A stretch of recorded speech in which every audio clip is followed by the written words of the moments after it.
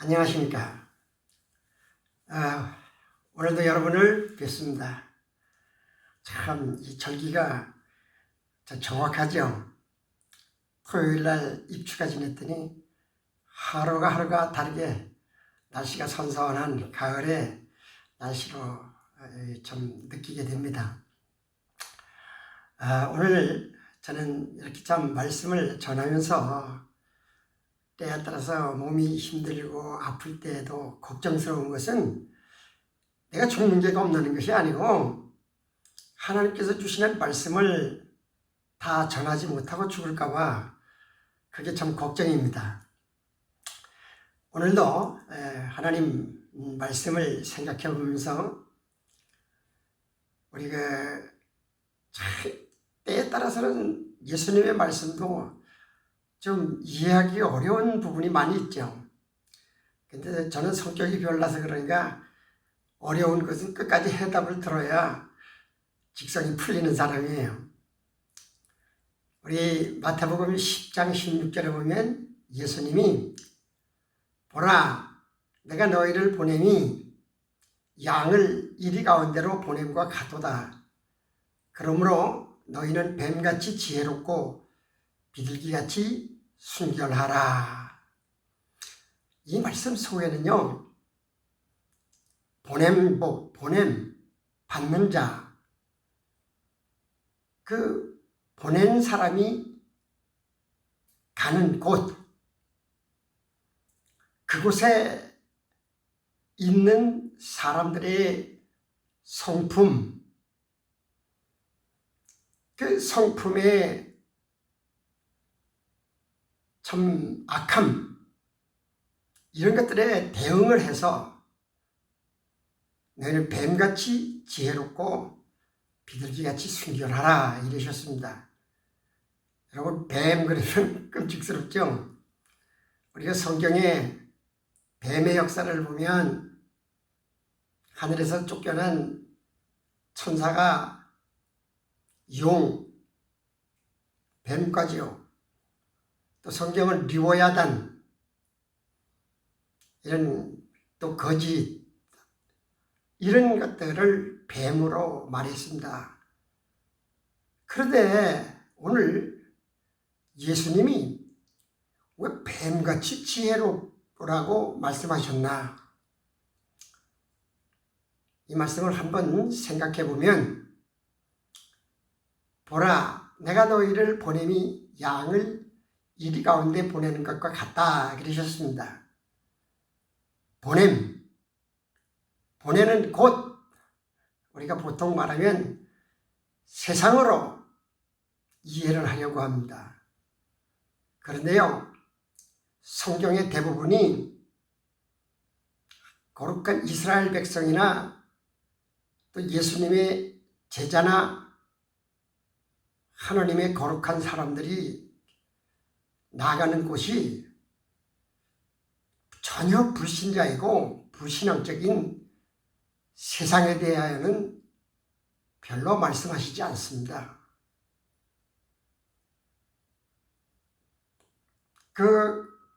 우리 목사가 가고 성도가 가야 될 것은요, 이스라엘, 즉 믿는 장소, 믿는 사람들의 모임, 이것을 말씀하고 있어요. 그런데 너희가 양 같다. 양은 뭡니까? 전폭적으로 목자의 인도를 받고 목자가 아니면 갈 수 없는 그런 훈련을 받은 제자들, 다시 말하면 오늘 사도의 전통성을 가진 목사들이 나가는 곳이 어디입니까? 목사가 세상에 나갑니까? 교회에 나갑니다. 성도들이 있는 교회로 나갑니다. 그런데요, 이 교회가 하나님의 말씀대로 하나님의 택함받고 부름받고 용서함 받은 사람들이라면 사랑도 많고 선도 베풀고 인자하고 용서도 하고 해야 될 텐데 오늘 예수님이요, 이리 가운데로 보내는 것 같다 그랬어요. 이게 무슨 말씀입니까? 교회의 성도가 이리와 같다? 우리가요, 외면적인 것이 아니고 내면적으로 볼 때에 우리의 성품, 우리의 이 살아가는 모습들이 아니라, 나는 아니라고 자신 있게 말할 수 있습니까? 우리 이 교회에 일어나는 상황, 목회자와 성도, 교회 집단, 모든 그 단체 속에서 이루어지는 일들을 보면 양들이, 하나님의 말씀으로 훈련받은 양들이 존재하기 어려운 그런 모습들이 많이 보이고 있습니다. 그래서 우리 인간의 삶이 문화적으로 물질적으로 발전해감에 따라 태초에 하나님의 형상, 지적이고 정적이고 의지적인 이런 하나님의 형상을 잃어버려요. 타락했어요. 그리고 궁지에 몰렸어요. 그래서 이 신앙이라는 것은 이 하나님의 형상을 회복한 삶 그 자체로 일어나는 그 자체를 의로 여기셨습니다.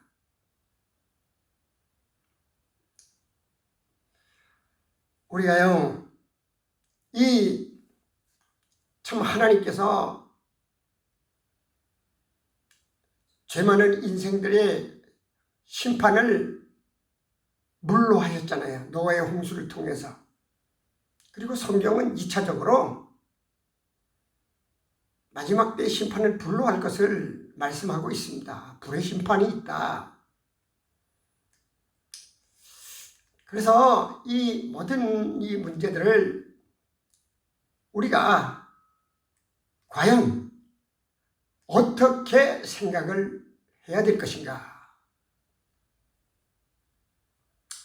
예수님이 너희를 보내는 곳, 이 보내지는 곳이 어디냐? 믿음의 세계요. 이 믿음의 세계, 그 보내지는 곳, 율법주의 자들, 유대 종교인들, 복음에 대해서는 무지한 상태, 신앙인들이 모임에 보내지는 거예요. 그런데요, 이 신앙을 빙자해서 이방의 종교의 우상을 섬기는 자들, 그 시대에 보면요, 북왕국 이스라엘도 아합 왕이 이방 여자 이세벨을 아내로 맞이하면서 그가 가지고 온 우상 숭배를 왕궁에서 하며 거짓 선지자를 세우고 득세를 했죠. 그런데 남방 유다가 심판을 받을 때에도 예루살렘이 같이 우상 숭배를 했다. 오늘 보수주의라고 해도 그 속에 들여다보면 이런 상황들이 일어나고 있습니다. 거기에 비하면 3년 동안 예수님을 따라다니며 보고 듣고 배우고 한 그 사람들은 양의 성품으로 바뀌었어요. 그래서 양은 절대적으로 목자를 따르고요. 여기서 1위는 세상 사람이나 세상 정치인이 아니고 하나님의 은혜를, 하나님의 영광을 개인의 소욕거리로 삼는 사람들입니다. 이들은 교회 안에 살면서도 1위의 근성을 가지고 있어요. 이 근성을 가진 사람들은 하나님도, 예수님도, 성령님도, 성경도 두려워하지를 않아요. 교회의 법도 두려워하지를 않아요. 요새 교회의 법을 제대로 집행하는 교회가 있습니까? 노예가 있습니까? 총회가 있습니까?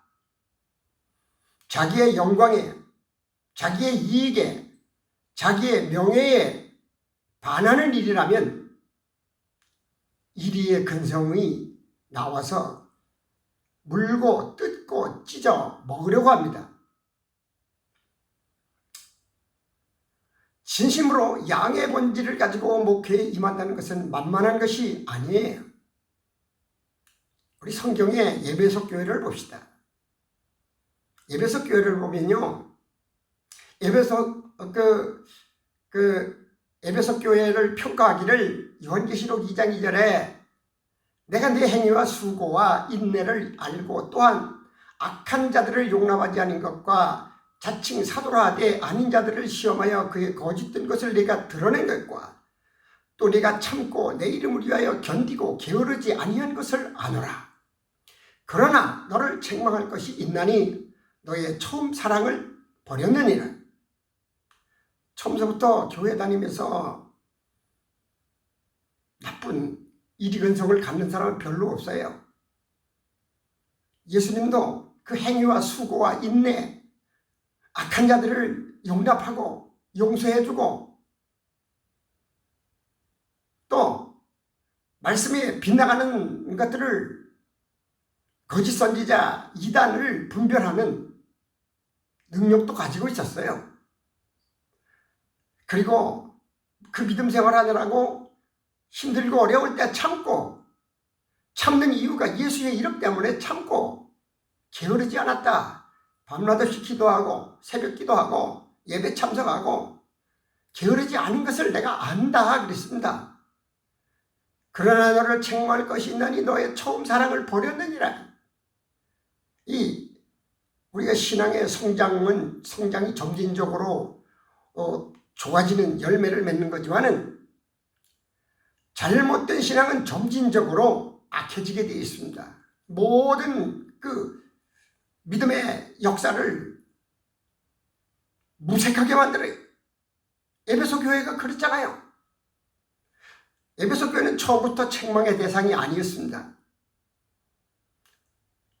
그러나 결국은 그 책망이 사랑을 잊어버렸다는 거예요.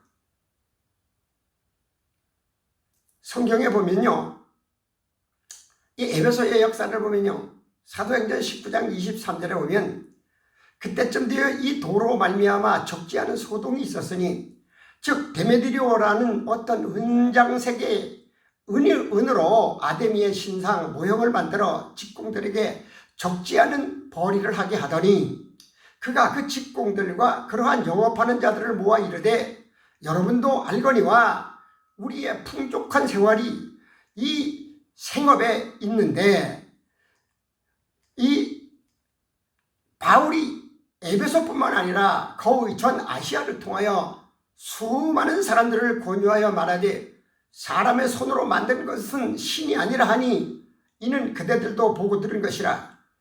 우리의 이 영업이 천하여질 위험이 있을 뿐 아니라 큰 여신 아데미의 신전도 무시당하게 되고 온 아시아와 천하가 위하여 그의 위엄도 떨어질까 하노라 하더라. 그들이 이 말을 듣고 분노가 가득하여 외쳐 이르되 크다 에베소 사람의 아데미여 하니 했습니다. 이게 무슨 얘기입니까? 예수님 요한계시록에서 칭찬받고 했었던 이 교회의 모습이 그랬어요.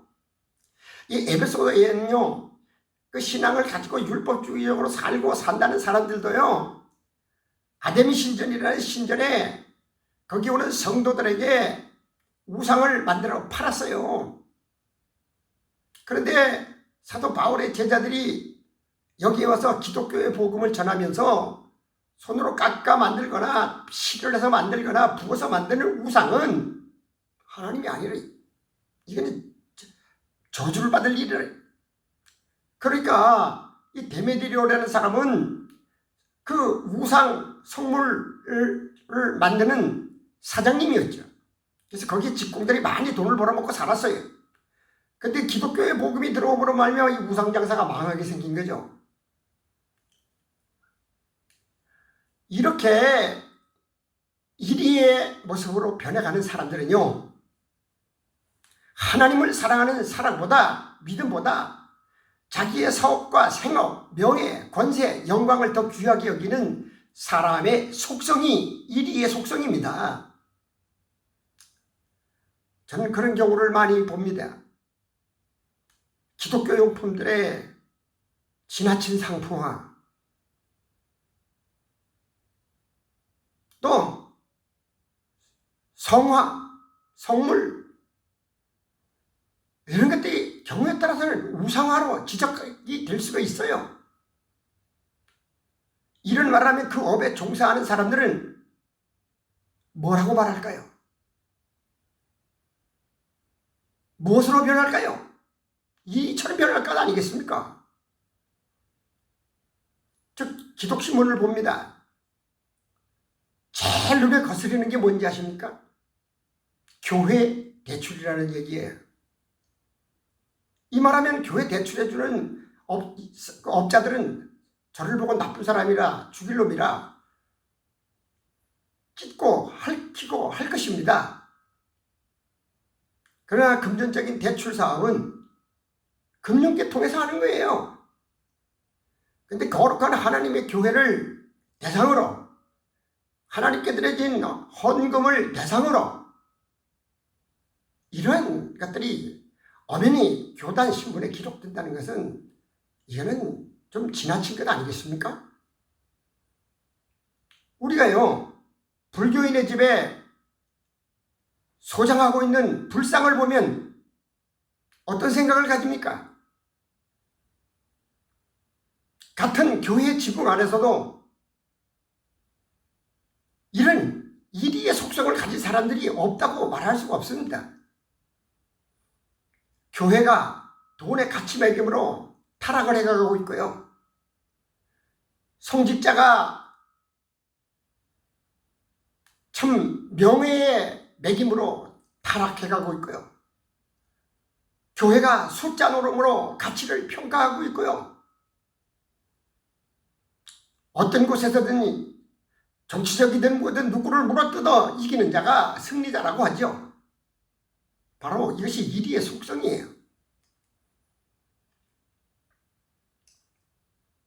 그런데 오늘 예수님이 보냄을 받은 양 같은 사람들을 향해서 그러므로 너희는 뱀같이 지혜롭고 비둘기같이 순결하라 이랬습니다. 여러분, 뱀의 소리를 듣기만 해도 끔찍하잖아요. 섬찟하잖아요. 그래서 제가 뱀에 대해서 알아보았습니다. 여기 뱀의 지혜를 말하는데 뱀의 속성을 말합니다. 뱀은요, 예민해요. 날카로워요. 뱀이 영리해요. 뱀은 통찰력이 있어요. 뱀은요, 예민한 관찰자로 되어 있습니다. 뱀은 빈틈없고 재빨라요. 이 뱀은요, 날카롭습니다. 기민하고 현명해요. 그럼 이 뱀의 속성을 배우라는 거예요. 왜 배워야 할까요? 이리들에게 나가기 때문에. 뱀의 속성인 예민하고 날카롭고 영리하고 통찰력 있는 똑똑한 빈틈없이 재빠른 이런 지혜를 어떻게 하라고요? 다른 사람을 평가하는 데 쓰고요. 다른 사람을 비판하는 데 쓰라는 말이 아닙니다. 바로 자기 자신에게 뱀의 지혜를 가지고 자기를 관찰하라는 거예요. 예민하게, 날카롭게, 통찰력 있고 영리하게 자신을 볼 줄 알라는 거예요. 왜? 이리에게 잡혀먹지 않으려면 나의 흠이 없어야 될 것 아니겠습니까? 이런 예리하고 통찰력과 재빠른 아주 예민한 그런 관찰자가 되어서 나를 살펴보면 거기에서 무엇이 나옵니까? 회개할 이유가 나옵니다. 용서받아야 될 이유가 나옵니다. 하나님의 전능하심을 믿을 수밖에 없게 됩니다. 그래서 회개를 하게 되죠. 회개하면 어떻게 됩니까? 비둘기같이 순결한 사람이 되는 겁니다. 왜 비둘기같이 순결한 사람이 되어야 되냐? 바로 이리의 밥이 되지 않기 위해서요. 우리는요, 순결하지 않으면 이리의 먹잇감이 됩니다. 그렇다고 해서 교회 나오는 성도가 다 이리 같다는 게 아니에요. 개중에 여러분, 순진한 성도 100명이 문제가 아니라 이리와 같은 한두 사람이 문제입니다. 이 한두 사람 때문에 교회가 파탄을 겪고 목회자가 고통을 당하고 예수님의 걱정스러운 교훈에 귀를 기울이고 이리의 성분이 있는 성도도 뱀의 지혜를 가지고 자기를 관찰하고 하나님 앞에 회개해야 될 것을 회개해서 순결함을 가져야 될 것입니다. 이것이야말로 예수님이 제자들이 보내는 교회의 모습, 그 교회 안에 존재하는 이리와 같은 속성을 가진 자들에게 찢기고 먹힘당하지 않기 위해서는 뱀의 지혜를 가지고 통찰력 있게 순발력 있게 자기 자신을 돌이켜보고 판단하고, 그래서 회개의 요인을 찾아내서 하나님 앞에 회개하고 인간관계 속에 정결함을 유지해서 순결함을 가지게 될 때, 비둘기같이 순결함을 가지게 될 때에 참으로 하나님이 기뻐하는 사람이요, 그 사명을 잘 감당할 수가 있게 되는 것입니다. 자기는 돌아보지 아니하고 남만 비판하고 남의 것을 바라보면 불평불만하고 스트레스 받고, 그러면 모든 것이 아름답지 못하죠. 자신에게 뿐만 아니라 많은 사람에게 불편함을 주게 됩니다. 우리는 오늘 예수님께서 보내시는 제자들에게 하신 말씀을 귀담아 듣고 이 말씀에 대하여 정말로 지혜로움을 가지고 하나님 앞에 회개해서 순결을 유지함으로 하나님의 의를 이루는 거룩한 사람들이 되었으면 참 좋겠습니다.